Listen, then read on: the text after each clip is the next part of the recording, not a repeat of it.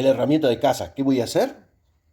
Fantasmear con una simple lata.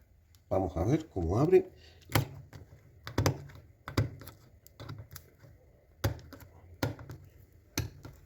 Me costó tomarle el tiempo, pero abre bien.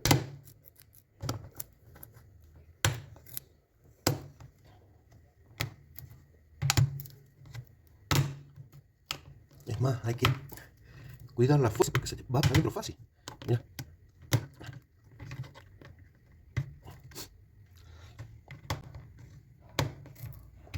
Ahí está, y dejó de brutear.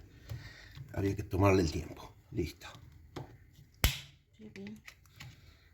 Ya, me quedó un hilito. Listo. Otro hilito. Ahí está. Los primeros